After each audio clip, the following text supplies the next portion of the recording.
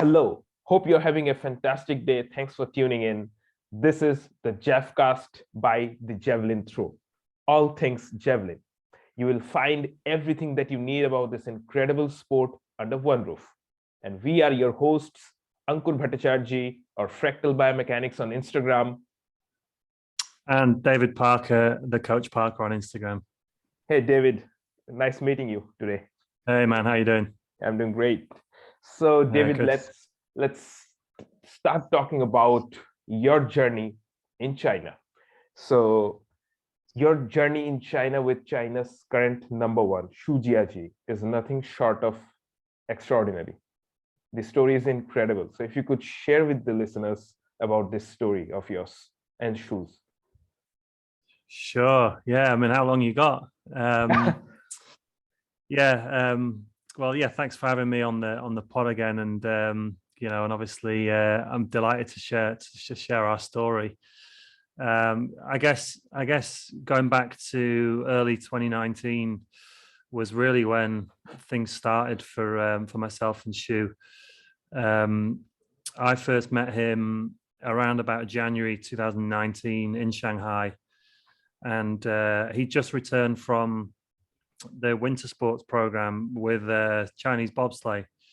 He obviously the winter games are obviously in Beijing, upcoming in the next few months, and at that point, as it is with many home Olympics, and we'll know that from previous experiences, in a home games there's representation across the board in all disciplines, and at that point China were trying to talent ID athletes for a number of sports that they historically hadn't had any success in. And Shu had been, taken off to the winter sports program for a trial with the Chinese bobsleigh squad. Anyway, long story short, he'd basically come back to Shanghai with an elbow injury, which, ironically, being a javelin thrower, he'd sustained an elbow injury pushing a sled. I mean, I've never pushed a bobsleigh, but I know they're pretty heavy, and he'd obviously got into some extreme flexion of his throwing elbow, and caused some fragmentation of the bone in his elbow joint.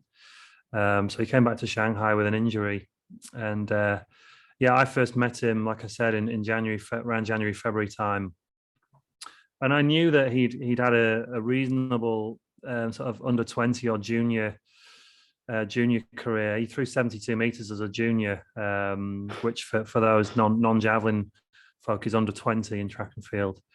And he'd thrown in the World Junior Championships in 2016, which was held in Poland in a city called Bydgoszcz. And that famously was the championships when your countryman Neeraj Chopra really burst onto the scene, smashing the World Junior record at the time with a throw of 86.48. I mean, he was an outstanding junior, and of course, Shu 72 meters is very good for a junior javelin thrower, but it's not world class.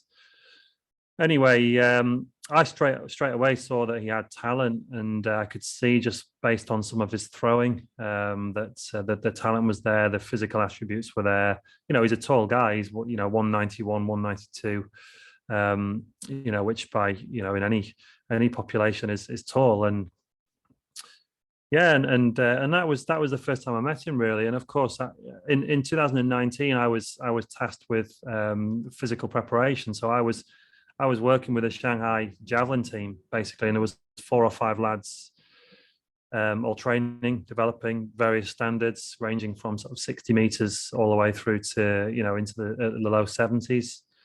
And that was the start of our journey, really. So we worked together throughout the summer and, developed a really strong bond, a strong relationship.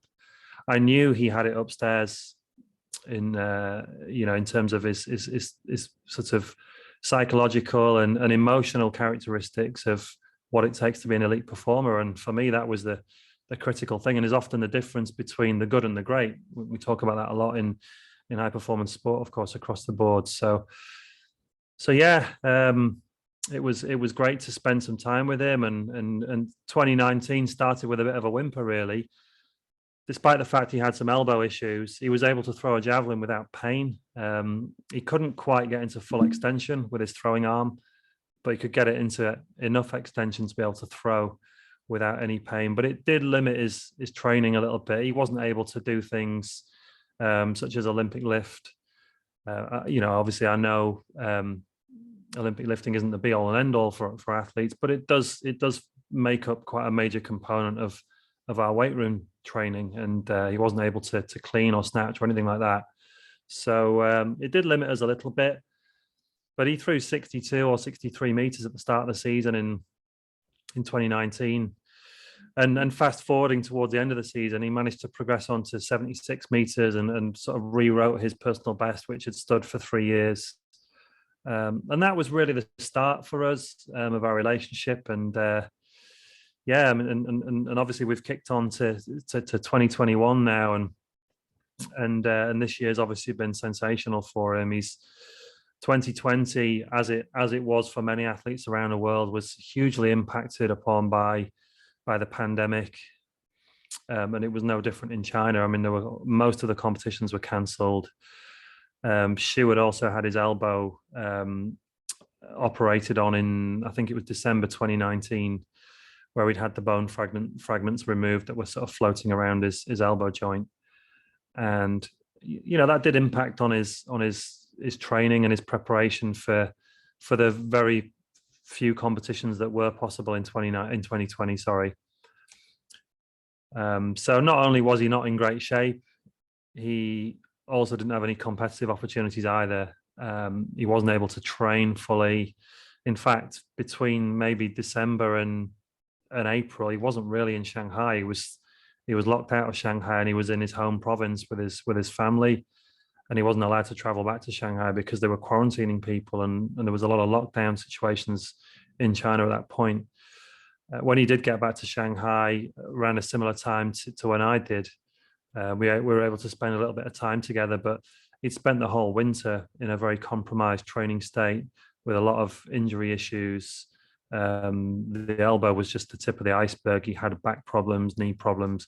He just wasn't in very good physical condition.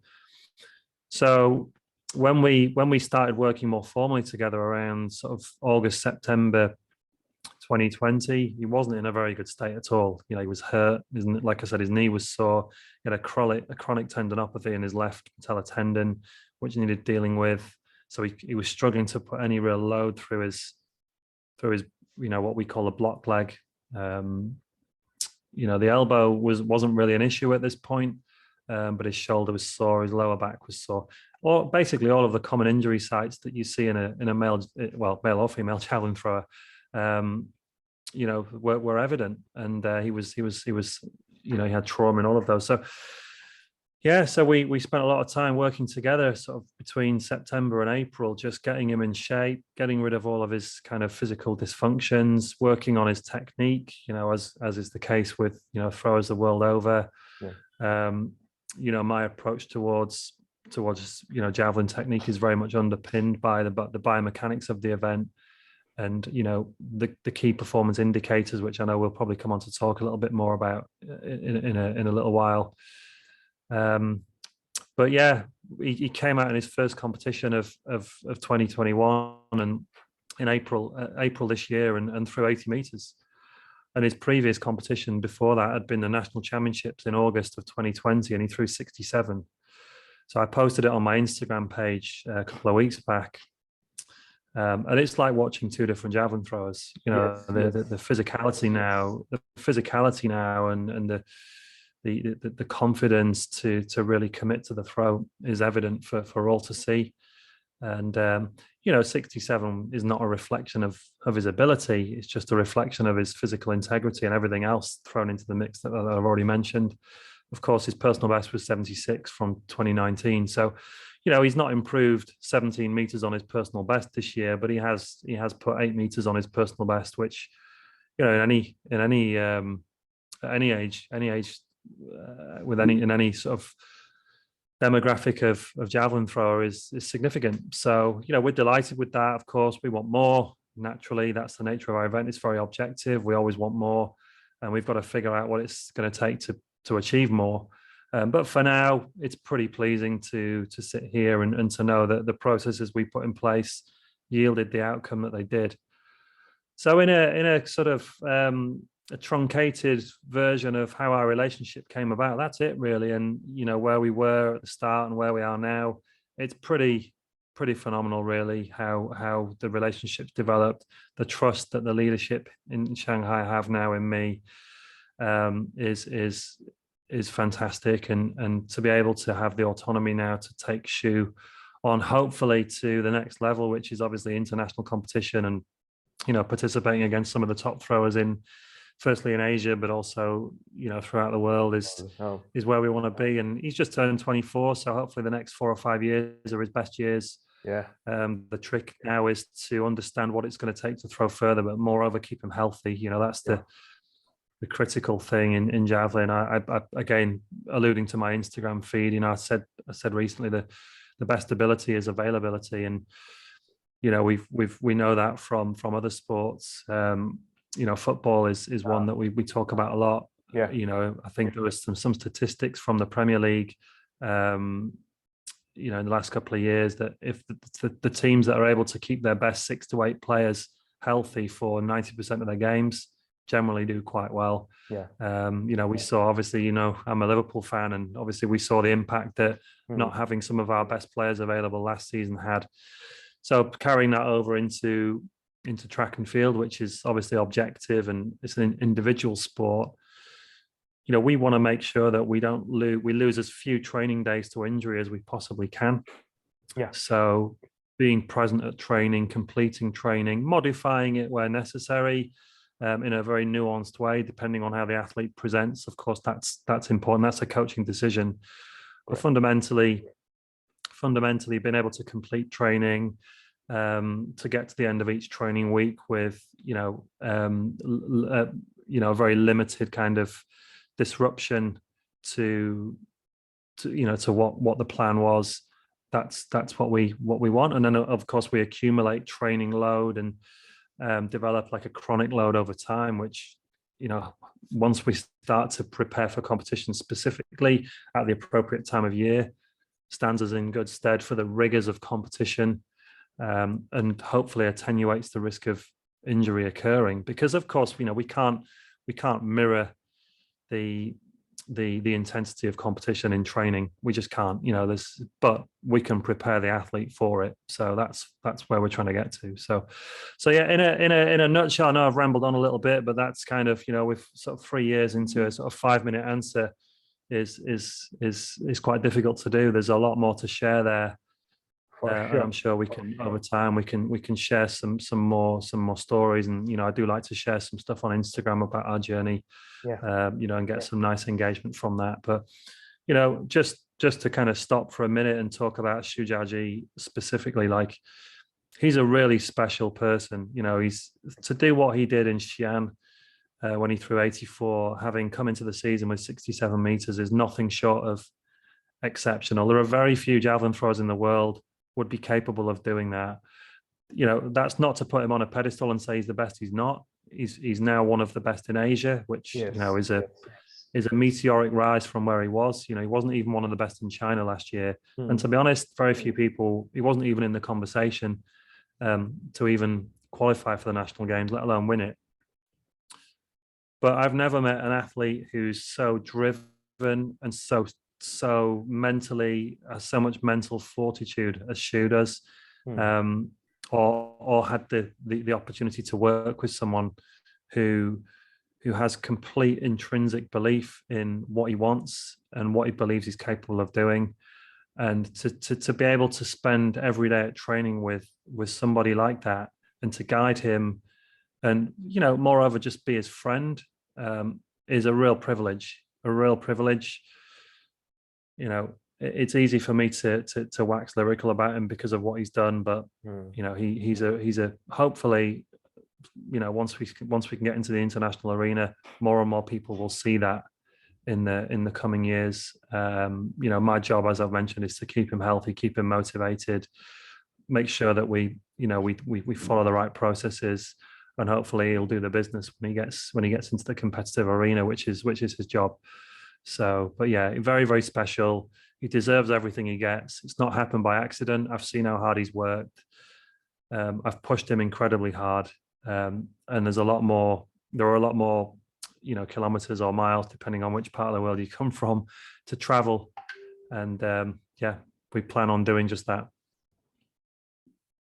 So if you could bullet point the biggest obstacles that you had to face for that 84.54 meter, which is a phenomenal number, great number. But if you could just bullet point the major obstacles that you had to face in this journey.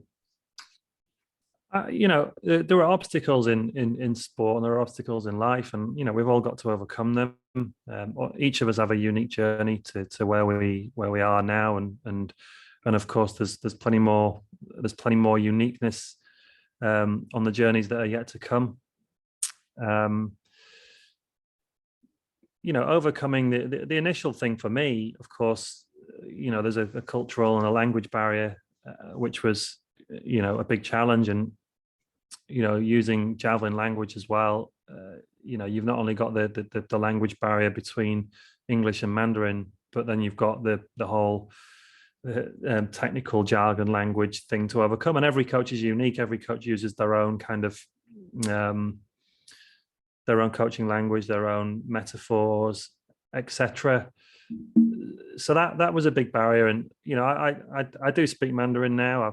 I've worked hard over the last 3 years. I wouldn't call myself a fluent Mandarin speaker, but I speak enough to be able to get my point across, depending on what it is, whether that's in the training environment, outside of the technical side of things, so the weight room or on the track, or whether that's more specifically towards Javelin related stuff.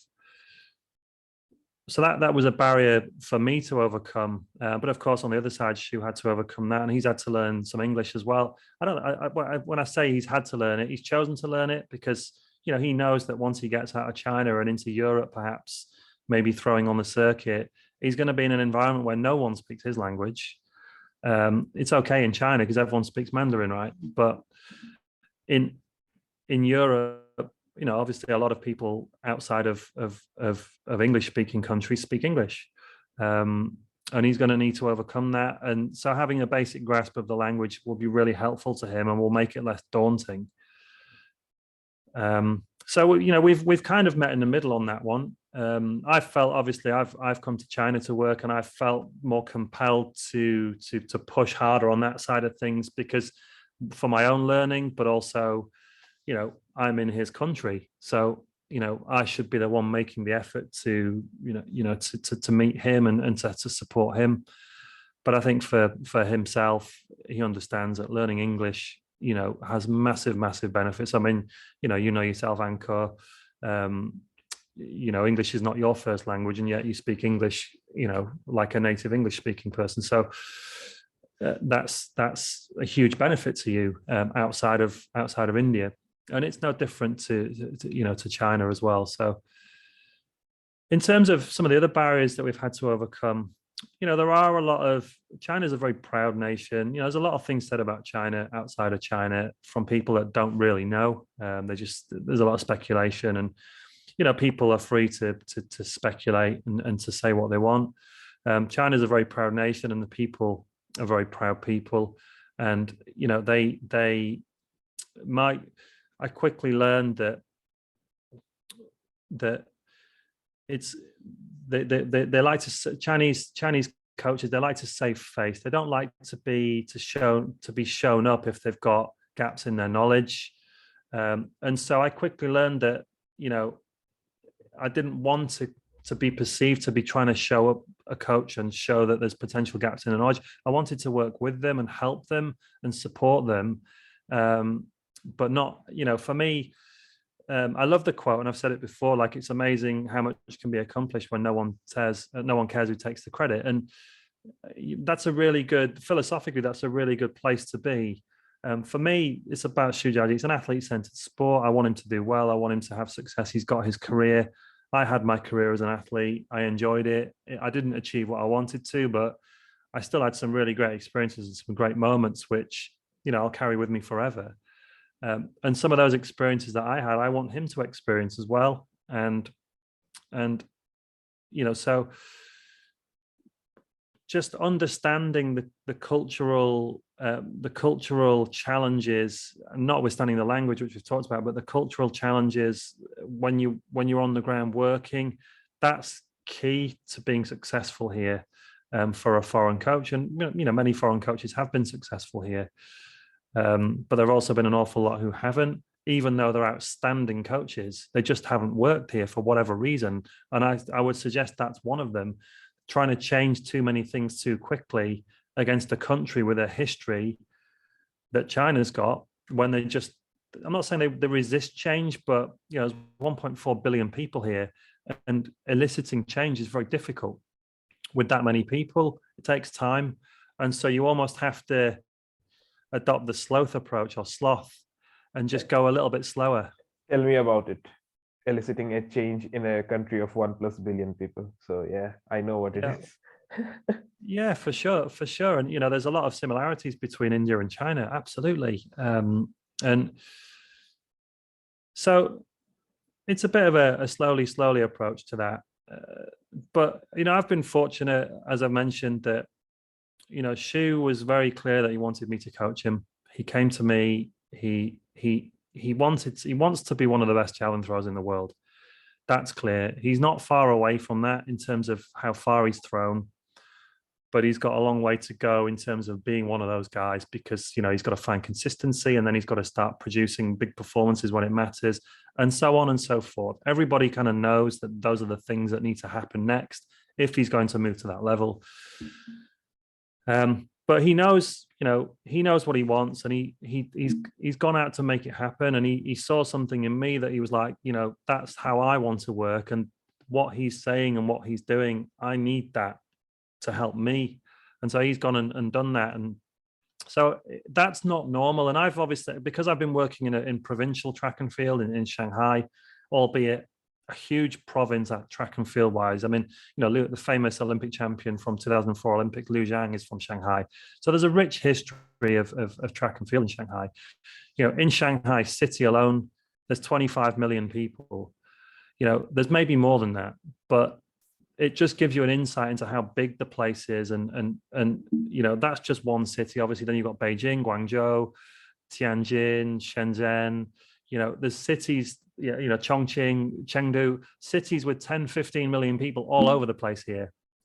London's maybe 8 million, 9 million. London's huge. So, it's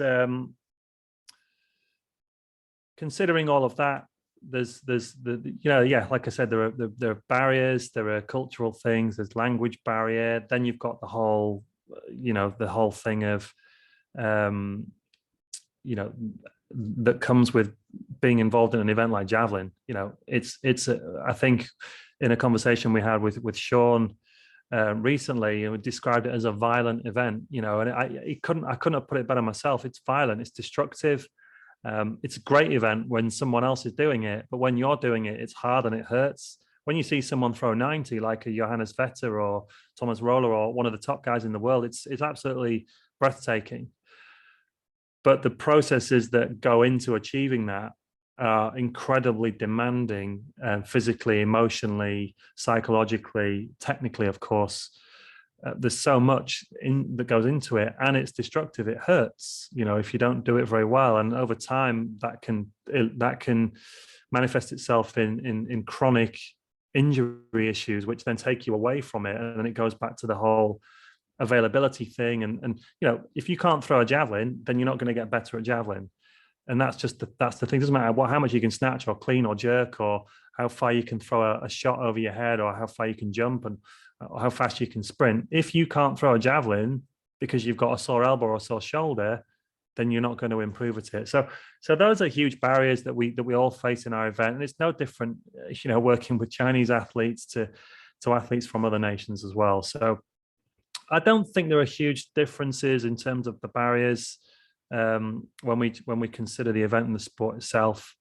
Most of the barriers for me and for us have been cultural. They've been understanding people. They've been, in terms of the language. It's I could go on for hours about what life is like here and how different it is to where I come from. But at the end of the day, we're trying to throw a javelin as far as we can, and we'll find a way to do that, and we'll overcome the barriers to achieving that, whether that's language or whether that's keeping people happy because of some of the cultural differences and what they expect. The weather, you can't change the weather, but it is different here compared to Europe. In the summertime, it'd be similar to India. In the summertime here, it's hitting 45 degrees in the summer, and it's too hot to train in. But people think, oh, 45, that sounds great. It's too hot to train in. You have to stay inside, or you have to train really early or really late, and it's still hot. So in the winter time, it's really too cold. It's the opposite. I mean, right now up in the north of China, they've got snow sweeping across all of the north of China, and record temperatures. In Beijing at the moment, I think it's -5, -10. The capital city, or at least around that area of China, it's very, very cold. If you go to Harbin, which is up in Heilongjiang province, up in the northeast of China, it's -25 already. It's freezing cold. So, Shanghai is not really cold, but it's when it's 45 in the summer and then suddenly it drops to 10, that's cold.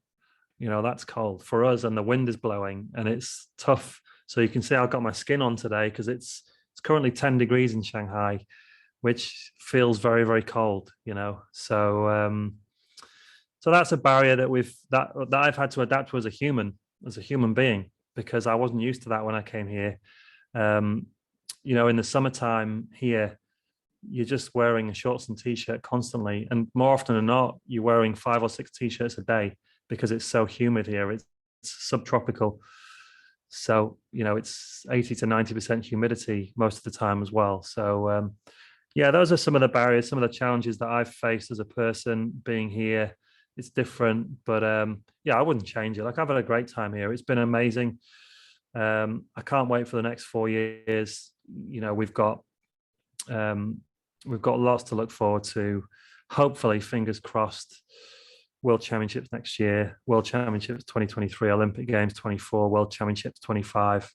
And of course, we've got the next national games, which, like I said on Instagram, doesn't mean a huge amount outside of China, but in China, it means an awful lot. And, our goal is to get there in one piece and hopefully retain our title and, set some more records along the way. And I'm all in for the journey. So what's the best part of working with Shu Jiajie? Shu the thrower and Shu the human. What's the best part? That's a really good question. There isn't any one thing that I would say that stands out more than anything else. I've already mentioned what a great person he is. He's very, very loyal. He's very passionate about javelin. He loves javelin. He's a student of javelin. He's aware of the history of javelin. China doesn't have a rich history of men's javelin, really. There are some guys who've done well internationally, but not over a sustained period. Obviously, the women in China have been very successful in javelin. Obviously, the current Olympic champion Liu Shiying from Shandong province is one of the very best in the world, as is Liu Huihui, who's the Asian record holder. And then, of course, they had the Olympic silver medalist from the London Olympics back in 2012, which is Li Lingwei. She also was a very good javelin thrower as well. So they have a rich history of successful female javelin throwers here, but not on the men's side. But Shu is very aware of the history. Like I say, he's very passionate. He's a great person, very helpful, very supportive of me. We're very close. We communicate regularly. We talk about training a lot.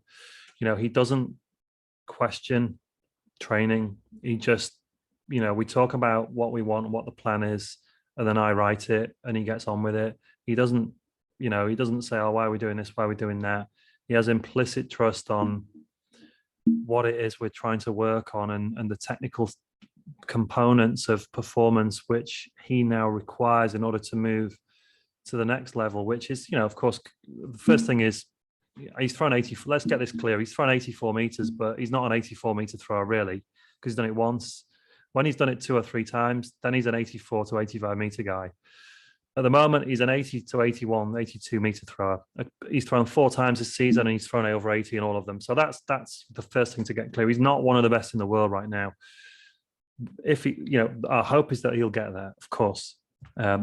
Shu wants to throw 90 meters. Absolutely. Why should he not? He's got to find 5 meters and 46 centimeters. The goal is to achieve 90 meters within the next 4 years. Whether he does or not will be determined by the training, staying clear of injury, how things go in terms of his preparation over the next few years. Absolutely. They're all critical things. People talk about luck. We can call it luck if you want, but for me, a lot of it's just smart decision making. Just getting ahead of the game in terms of steering clear of injury. If he turns up at training, for example, and he talks about, something in his shoulder or, something in his lower back or whatever it may be, the guy's earned the right for me to say, right, we're going to modify training today. We're going to take some volume out of the throwing, or we're going to not throw today and we're going to do something else. So he's not one of these guys that goes, oh, my shoulder's hurt and I'm not training today. He'll say, I've got something going on here. It feels a bit sore. The physiotherapist will look at it. We'll change the plan if we need to. And we'll say, right, let's go and do some additional medicine ball training or some running drills or whatever it may be. We'll do something. He's not going to shy away from it. He'll want to do something. So, he's wired like that. He understands it. I mean, he sent me a message last night just saying, I just want to work hard, which is to hear that from an athlete who's already thrown as far as he has. It's just music to a coach's ears, right? That's what you want to hear. And working hard doesn't mean flogging yourself to death. It means, working as much work. A lot of the work is in here. A lot of our hard work, the physical output from training, we all know about. It's demanding, whether that's over an elongated period of time or whether that's a very high kind of dosage of dense, the high density of training, a dosage of dense training. That can be quite hard on the heart and lungs and the musculoskeletal system. But actually, a lot of the stuff is going on up here is equally, if not more, important. So. There's nothing that really stands out to me. He's a great guy. He's obviously a very, very gifted javelin thrower. There's very few people in the world can do what he does. I'm acutely aware of that. I feel responsibility towards him for that. I don't take it for granted.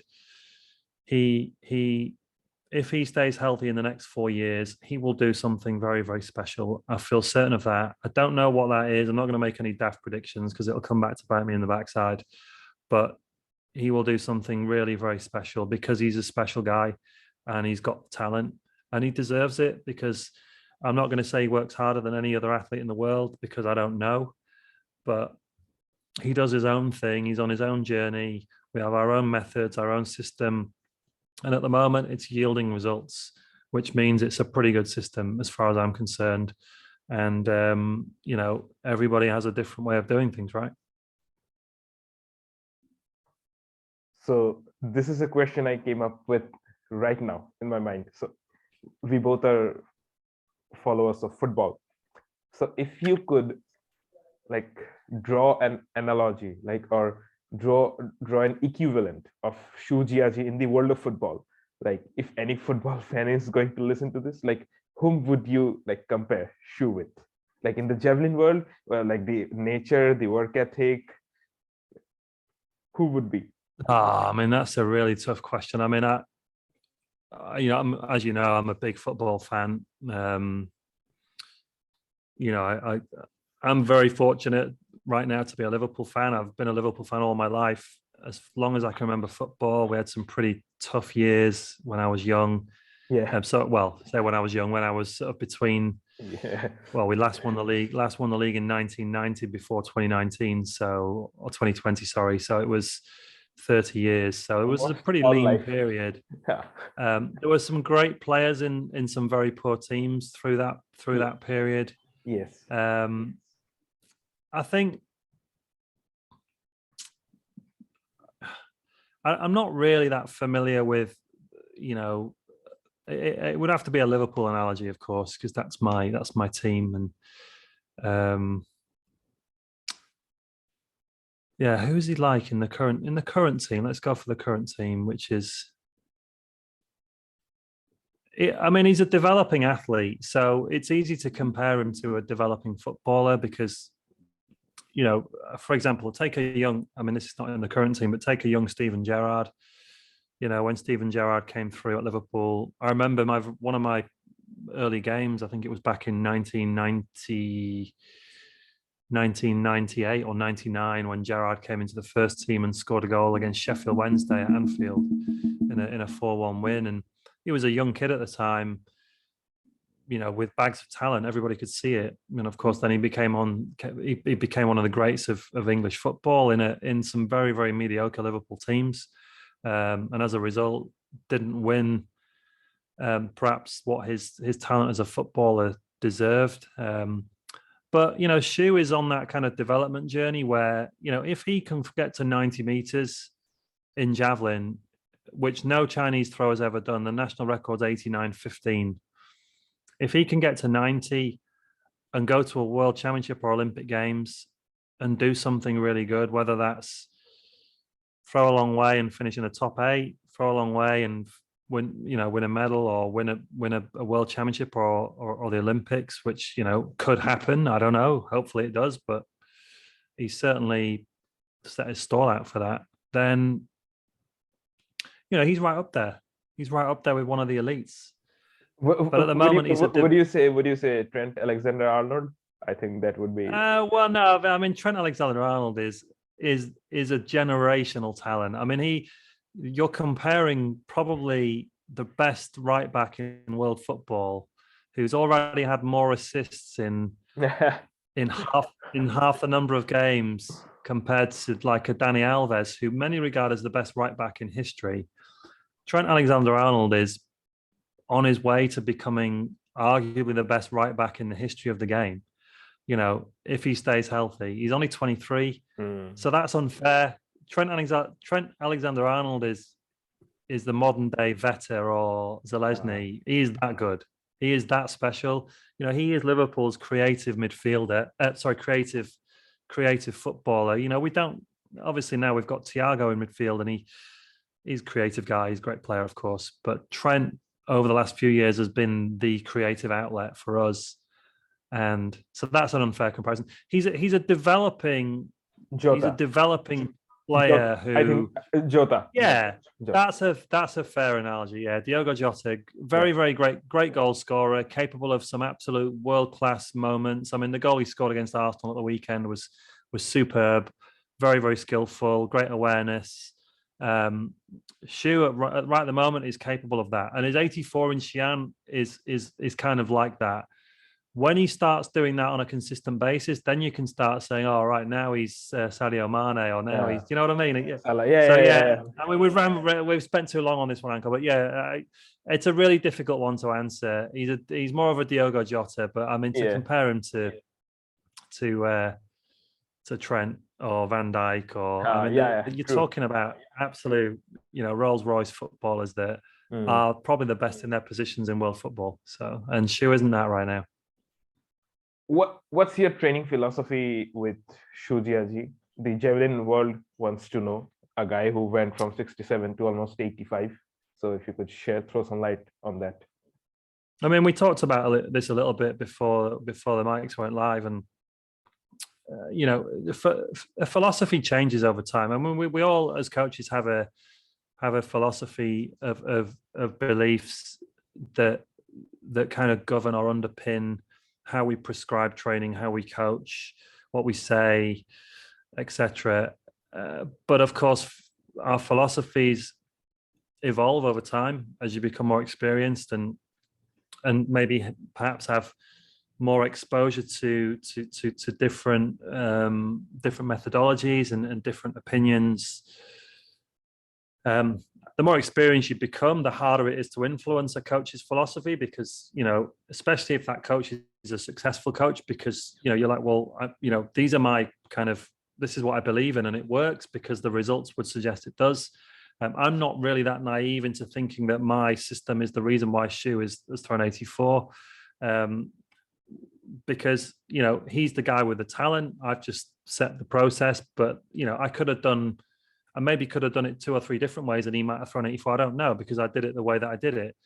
If he throws, let's say hypothetically, he throws 86 to 87 meters next year, following what we do this year, then I'll be like, okay, yeah, what we're doing is working here. Clearly, the process through that we're following is having the desired, is producing the desired outcomes. So, but I think, last year, because of where he was off the back of a very poor 2020, not necessarily performance-wise, because I don't think we can read too much into 2020 performance-wise, but just physically, motivationally, and where he was at. My philosophy last year was to build up his chronic workload, was to really help him to become a better athlete. Firstly, get rid of his injuries, which took time to do, as it does with any injury. But it was all about athlete development. He was very much in that kind of training to train phase of what many people will understand as sort of long-term athlete development. And so we trained a lot last year. We did a lot of preparatory work, and that really philosophically was how I guided him last year. This year it's different. I don't want to take him too far away from performance this year. Right now, many people right now are doing a lot of general physical preparation work, where they, and you hear people talk about the grind of winter training and all this sort of stuff. Like, I don't really buy into that. Firstly, training shouldn't be a grind. That doesn't mean it shouldn't be hard and demanding. That doesn't mean that track athletes shouldn't run 300-meter reps and spend 20 minutes on the floor after each rep. That's fine, because that's part of the sport. And to be honest, for a 400-meter runner, that's very specific anyway. But for a javelin thrower, I don't want to get too far away from what we would just colloquially term as speed, because javelin is a speed event. The physical requirements of javelin need to happen very, very quickly in order for a performance outcome to be an optimal outcome. Developing strength and power and all these kind of biomotor qualities is important, but not necessarily because performance relies on them. Maybe injury prevention or attenuating injury risk or mitigating risk relies on physicality. So we develop that because we want to reduce the risk. But on the flip side, if there are dysfunctional movement patterns going on, we don't want to put more and more force through these dysfunctional movement patterns at the risk of injury. So it's almost a double-edged sword, really. It's like, how do you get that balance? So this year we very much focus on speed of execution. We'll continue athletic development stuff aligned with the physical requirements of javelin throwing. But we did about 2 to 3 weeks of general preparation. That was it. And when I say general, we still started doing some isometric stuff in the weight room, which was very much influenced by the performance or the physical requirements of throwing the javelin. It wasn't just, let's go and do some Olympic lifting, or let's go and do a block of back squatting, or whatever it may be. We very much thought about, okay, we want to take some of the key technical KPIs, as I call them, and develop them even more. So things like back knee angle, back foot contact itself, and the orientation of the foot at back foot contact, and how that changes through contact to toe off. You and I have talked about it a lot. One of the big areas we focus on this year is front foot contact and controlling the collision, but in a mechanically advantageous way for his performance. When he threw 84 in Xi'an, the collision was quite good, but the actual integrity post collision wasn't. There was too much movement going on around the foot and the hip, and there's probably a number of reasons why that happened. But I'm interested in the physical components of that and how we can bulletproof it and make it better. So when we can do that and make that more of a secure part of his throw, then of course he'll be able to continue to put force on the javelin and accelerate it more, which is what we want. So yeah. So we were not going to deviate too far away from performance this year. He trained incredibly hard through the second half of 2021 in the build up to Xi'an. A lot of that will carry over into 2022. I don't want to keep flogging him. We will do a really good training camp in January for 4 to 6 weeks, where we'll start to put some we'll start to put more work in. At the moment, he's learning a lot of new things, both technically, physically. We've just started doing some gymnastic work, and but we're looking at using gymnastics to develop some of the physical requirements, particularly in the upper body and the torso and the trunk, which will connect up some of the dots in terms of the technical or performance model that I believe in. So we've talked about philosophically my beliefs in terms of javelin technique, and and people often say to me, like, what's your technical model for javelin? I'll say, well, I don't really have a technical model because everybody has their own model. I believe in performance and almost reverse engineering performance, reverse engineering a model, from performance and the requirements of performance. And we know from the data that to throw 90 meters, you've got to release a javelin about 30 meters per second, give or take. So how do you release a javelin at 30 meters per second? Well, you've got to hit certain KPIs, both from a technical and a physical standpoint, and marry them up in order to create the potential. So not even just, that's not going to guarantee anything. You're just creating potential to then release a javelin at 30 meters per second.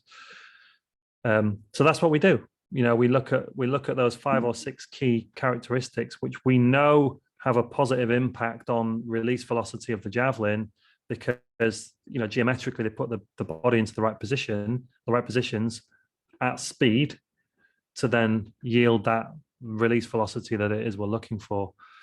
So yeah, I mean, we can spend a whole podcast talking about philosophy, but right now my philosophy is very much driven by performance,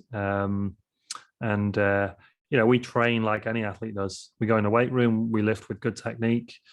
We never push to a point where we fail, because I don't want to develop any sort of guarding or movement dysfunction by constantly pushing towards some sort of failure. That doesn't mean we don't push hard. Of course we do, but there are ways of doing it and they don't require you to be at 100% of your capacity all the time. So yeah, and then we follow the kind of the science, the underpinning science around adaptation and some of those kind of sort of key scientific underpinning philosophies which govern training, just like any other coach would. So true. And what are your long-term ambitions with Jiajie? Plans and ambitions long term? Well, I mean, for me, it really comes down to some of the things we've already talked about on this pod, and that's the critical thing for me over the next 4 years. And I've just signed a new 4-year contract here, so I'm going to be with him for the next 4 years, is to keep him healthy. That's critical. My ambition for him is to have a successful career on the international stage, whatever that looks like. Now, of course, the pinnacle of our sport is to win the Olympic Games.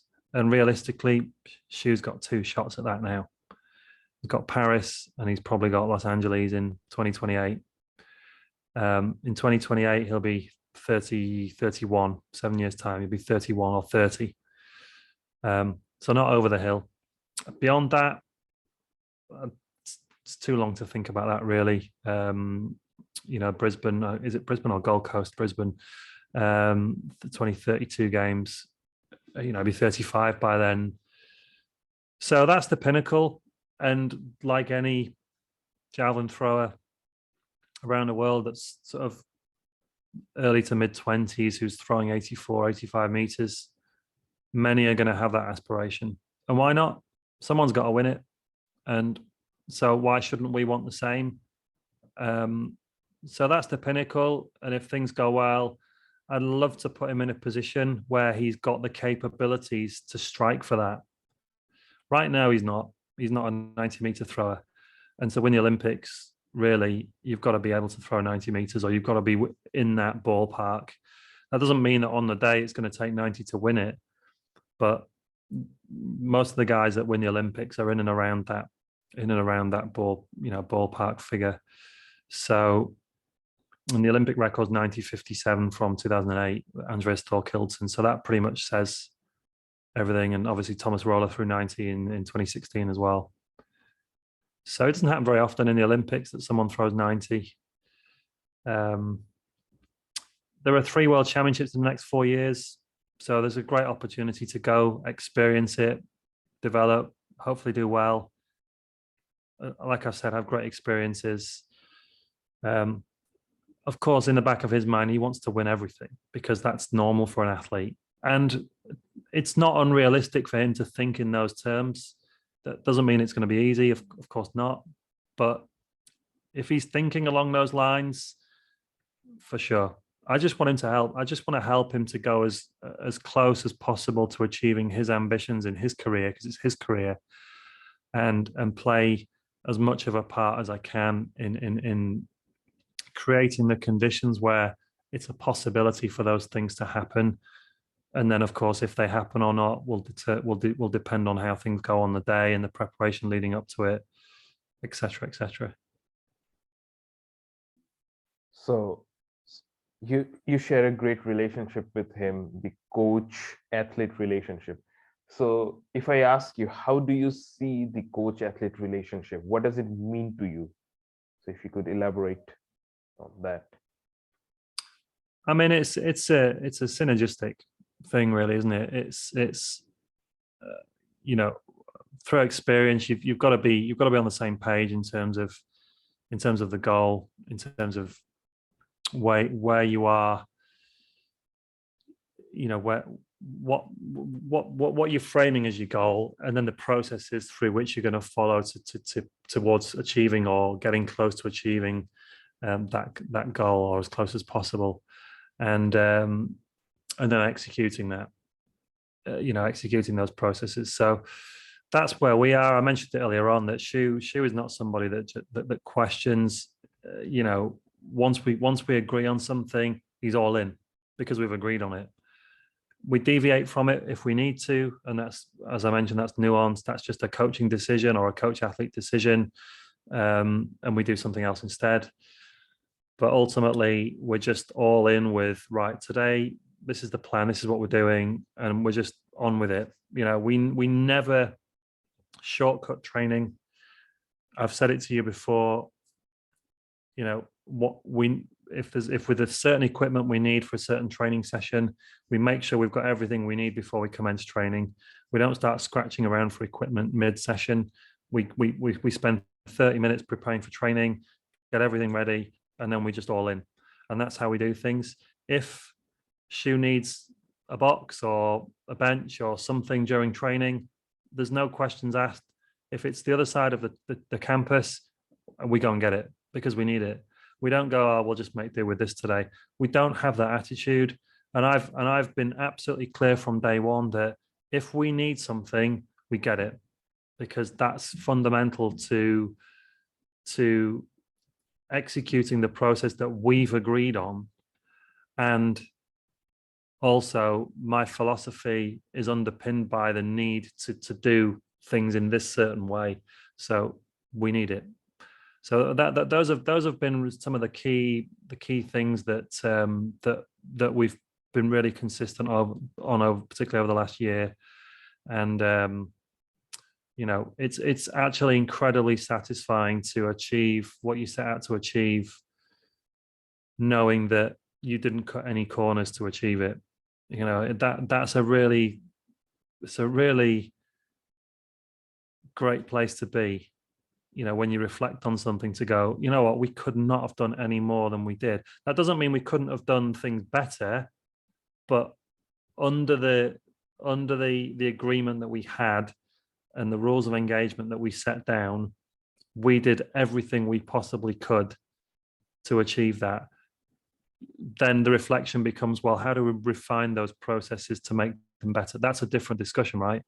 But as things were, yeah. So I don't know if that answers your question, Anko, but that's kind of, yeah, how I feel about that. That does, for sure. That was a fantastic chat, fantastic episode, and I hope the listeners enjoy it as much as you and I did. And we will come up with some great episodes, some incredible guests in the future on this show. And till then, see you, take care, and have a great day.